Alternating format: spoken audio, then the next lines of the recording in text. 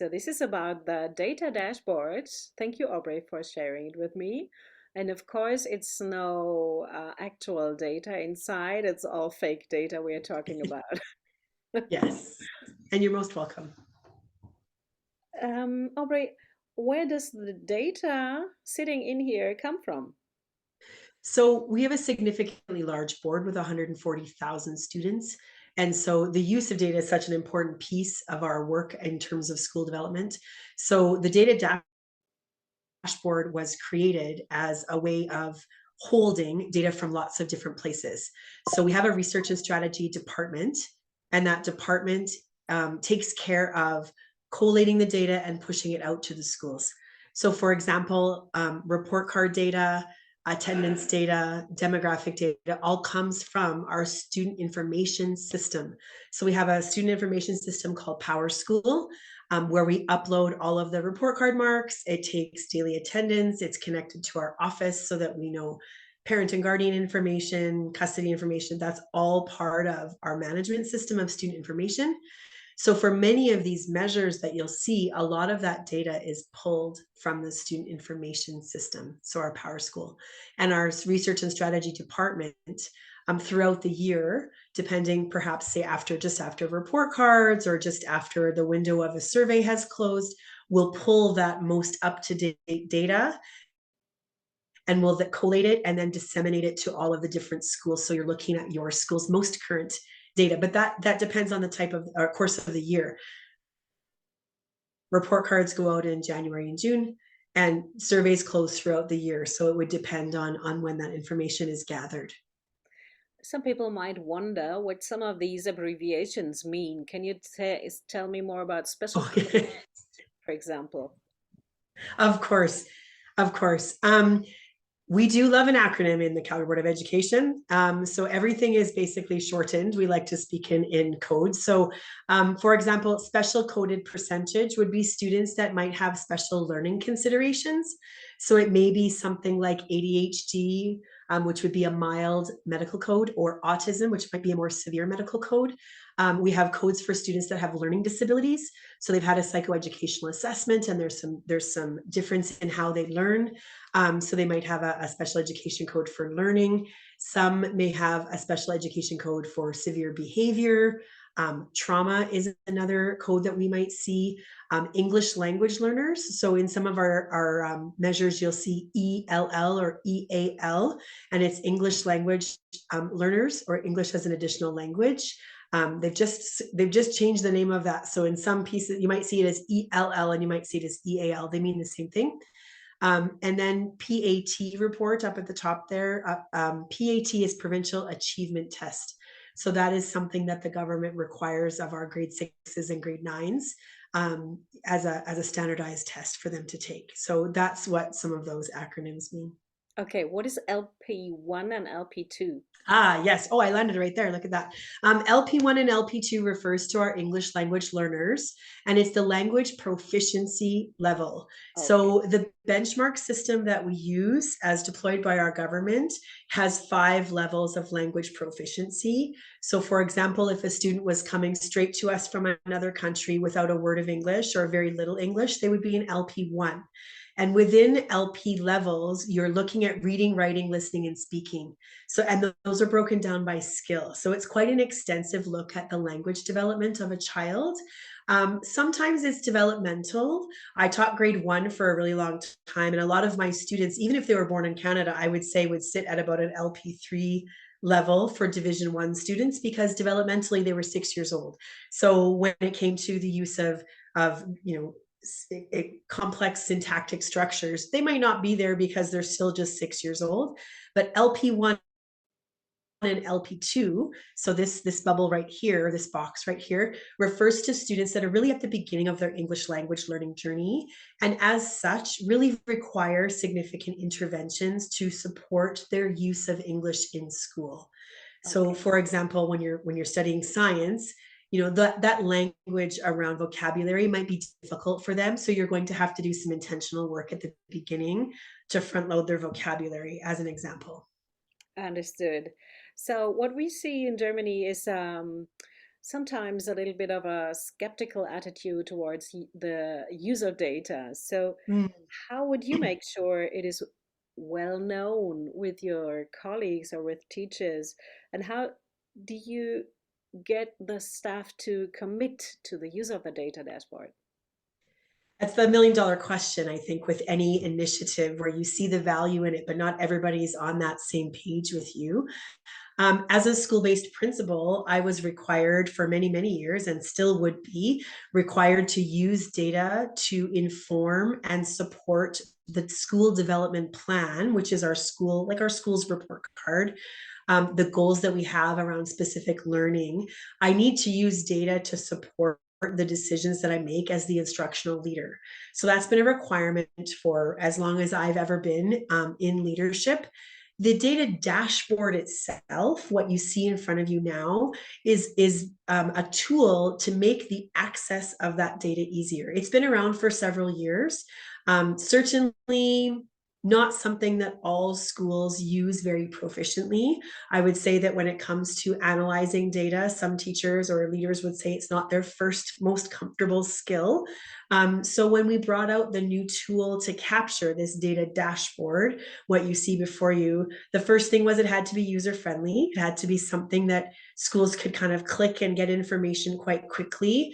The ease of use is really, I think, an important thing. The second thing we were able to do as a board, and still do, in fact, we have new principals and assistant principals being onboarded all the time. And so we have to provide professional learning that reaches across from the very first user all the way up to an experienced user. So professional learning sessions that help principals, assistant principals, and really dive into the data and ask questions about how that might be useful to inform not just your school goals, but actually your instructional programming.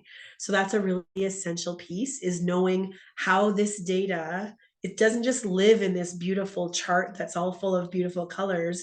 It actually can help you really target students that are at risk, or students that perhaps need additional extension. There's students that are really needing that extra step in their learning to stretch and to grow. And so that this data dashboard will help us to determine what kinds of pockets we need to address within our building.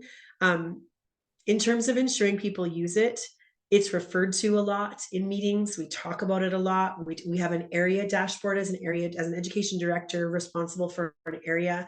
I have a dashboard myself for all of our area. So 35 schools encapsulated in a chart just like this that's very interactive. So I can say, I wonder where we're at with our well-being in middle school. I can find that quite quickly.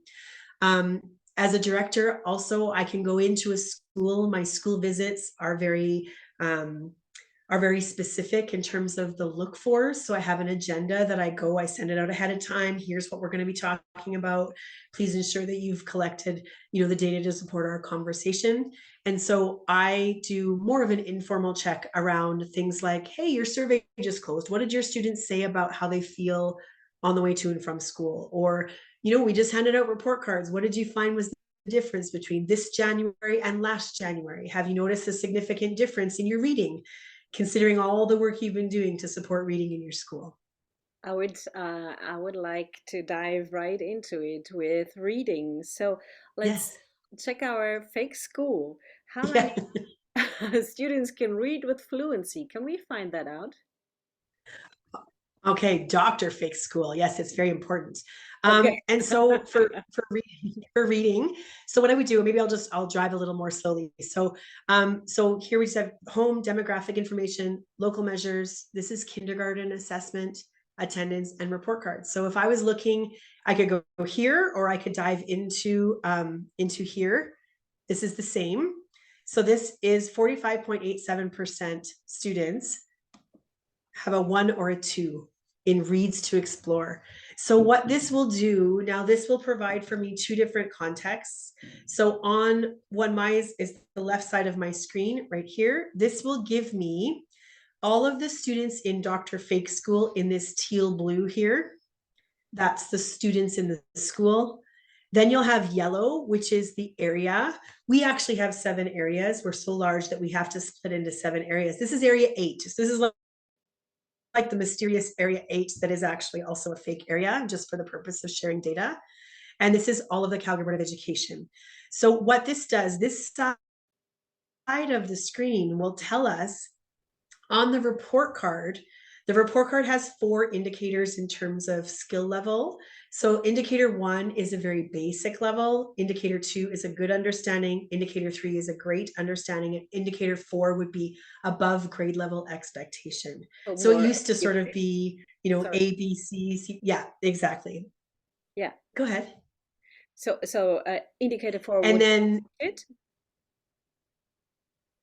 yeah, it would be the greatest, would be the highest. Indicator 4, you have mastery of all the concepts. You're working above grade level or sort of at the edge of that grade level experience. So really not a student that I would deem at risk. If I was looking at students at risk, I would be looking at those in indicator 1 or 2. The other ones here, these smaller ones, ELL, so English language learners, they would receive an ELL, excuse me, on the report card if their language proficiency was still in LP1 or 2. And that is the reason they're not able to read at grade level. It's not that they wouldn't be able to read potentially in their heritage language at a regular level for their grade, but it would be that they would not be able to read English at that level. So instead of giving them a 1, which means they're really at risk, it's not that they're at risk, it's that their English language proficiency is probably what's getting in the way of their success in reading right now. We would see less and less of this ELL indicator higher up the grades we go. Typically, once students are in our schools and learning English more and more, a student might get an ELL in reading on their first report card.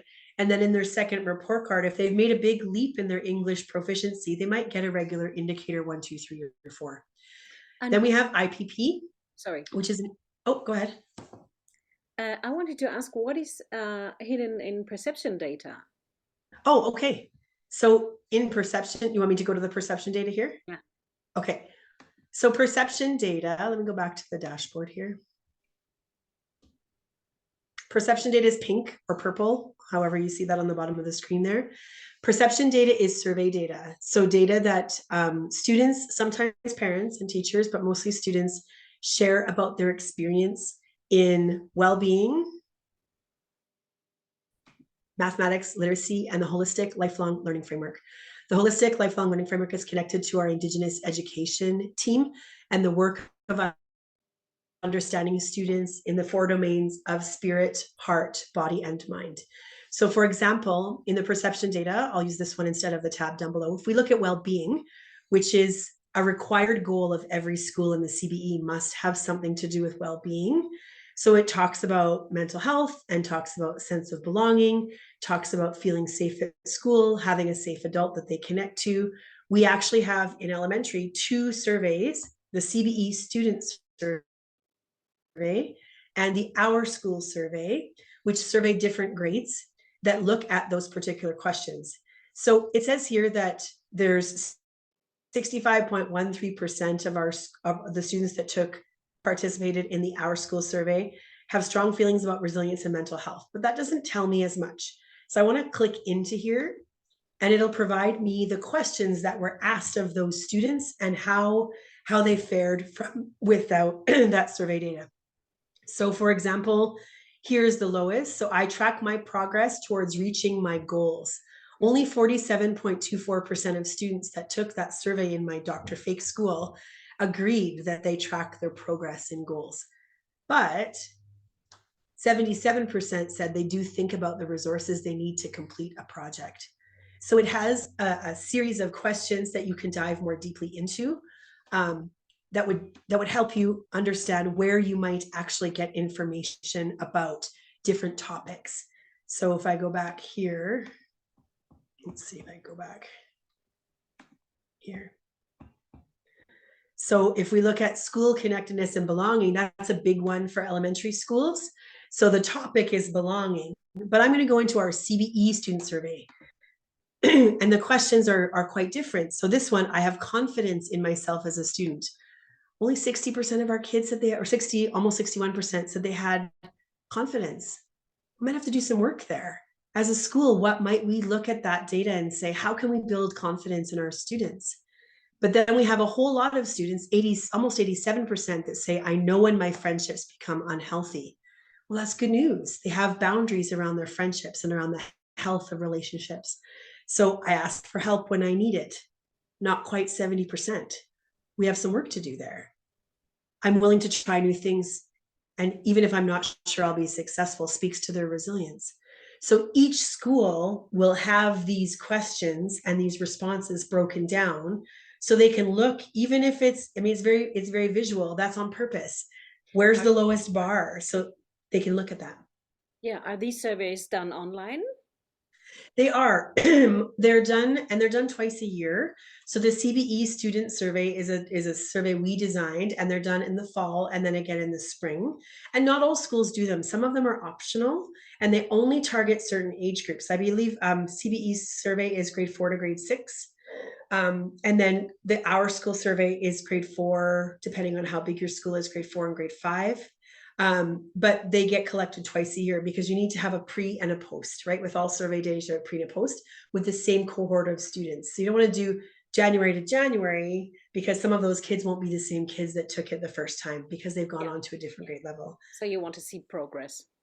That's right, and it's easier to track progress. And for those that are perhaps not as comfortable with the analytical component of analysis of data, looking at the bar chart, it's pretty easy to see where we need to do some work and where we can celebrate, which I think is also important, is to build in that opportunity to say, hey, my gosh, you guys, look, our students feel really comfortable taking risks in their learning. They have healthy boundaries around relationships with their peers. So there's a moment of celebration. I think we should always start with that first. Where are we doing really, really well as a school? Because it's easy to focus on where we need to target our instruction. But sometimes we forget to step back and say, you know, we did a really good job last year of helping kids take risks in their learning. And it's showing in almost 82% of our kids feel safe in doing so. Okay, maybe the most important question, how could this data dashboard be used to improve learning outcomes? Okay, this is So my what's, favorite because, yeah, oh, go ahead. So this is my favorite because um, for me, when I was a school-based principal, I had a significant number of EAL students, but also within that group, I had a significant number of refugee students. So we're talking about students, 25% of my school, in fact, were refugee students. So they are coming from places where they had a front seat to war, right? We're talking about traumatized students. We're talking about students that had limited, disrupted, or no formal schooling. So this is their first entry into a really level, even keeled, everyday, everything is safe at school kind of environment. So an example of that would be under these local measures. So our students in grade 1 all the way up to grade 4, as a result of COVID, the government came out with specific assessments to identify, first, and then target students that were at risk with early literacy skills and early numeracy skills. Because COVID interrupted everybody's learning, we were trying to track, you know, do our grade 1s and 2s have those alphabet, sound recognition, letter recognition skills that we would expect them to have had they had a full year of kindergarten. So the lens here, this is a letter and a letter sound inventory. So this is the letter T. What is the name? What does it say? Right? This is the letter E. That has different sounds. Do you know those sounds? And then there was numeracy, a numeracy assessment, and also CC3, which was about word recognition. So if you can read cat, you can read bat. And then there's these irregular words. If you could read bat, could you read bait? If you could read bat, could you read gat? Even though that's a silly word, it's a nonsense word. It's applying the language rules around phonemic and phonological awareness. So for example, in this school, if I looked at my grade 2 lens, my letter sound inventory, it breaks again, my screen is in 2 sides. The left side is my school as a whole. The right side is my school broken into cohorts. So this tab says ELL. So all my English language learners, how did they fare in this assessment of their letter sound recognition? These are my Indigenous students. So students that come from Indigenous backgrounds, our First Nations people, our First people. And this is my SPED or special education cohort, except code 80, which is gifted. So when I look at my SPED cohort, I have a lot of students here that are deemed at risk. So the blue is Dr. Fake School, but it's only one student. I have to always look at the data and dive a little bit more deeply. If I were to look at this on the outside, I say, oh my goodness, my at-risk students in special education are significant. But when I touch on the blue bar, oh, 1 out of 1 student. Okay, I know who that kiddo is. We're going to support them. But when I go back over here to my all students cohort, I'm looking at my at-risk students. And in here, I have 10 students in grade 2 that are considered at risk of not having those letter identification sounds. That's pretty significant. That's significant. Out of 18, it's over half of my students in grade 2 that I assessed using this tool, which was mandatory for all grade 2 students. Over half of them were considered at risk. So as a principal, I would look at that data with my leadership team and say, okay, guys, how are we going to rejig the schedule? How are we going to support some targeted instruction and intervention for these students? Because if in January they're at risk, how are we going to help them be not at risk by the end of June?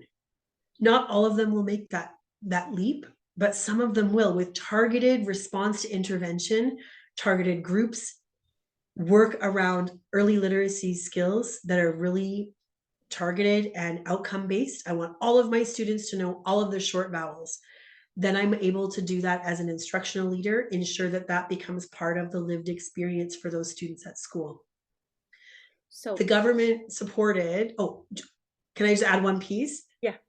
Okay, the government supported our results in this data collection over the past number of years with when you have X number of students or X percentage of your students at risk, they supported us with learning and disruption funding to support that targeted intervention. So when you're getting funding and all of a sudden you have a half-time teacher from February to the end of the year, you better make sure that that half-time teacher is dedicated to supporting those students that are at risk. But you won't know who they are unless you have this data. Now, the dashboard makes it easy to find that data, but it is something that you have to include as part of your goal setting and part of your work as a school. And when you have funding attached to that, you have to report out, if I had 10 kids at risk in January, how many were at risk in June? And we should see that number decrease with that funding. Okay, so if I get it right, this is a tool to identify and then target these special students that are at risk. And then the funding is stepping in, and you have special measures, local measures you could supply with the funding to help these students. Is that right? Yep, that's exactly right. However, as a school-based principal, I would not wait for funding to support these students. So for me and for my colleagues, whether we had additional funding or not, we cannot unknow that we have significant groups of students that might be deemed at risk. It is my job to find the way that those students can be supported and targeted for intervention, whether we have additional funding or not. So if that means that my resource teacher or my English language assistant or whoever I have in my building that has those skills for early literacy, if I don't have funding attached to that decision, I cannot unknow that I have students at risk, and it is my job to ensure that I am using this data to support their learning, whether I get an additional teacher for that or not. Because some schools didn't have enough students to get funding to support that, but they still had some.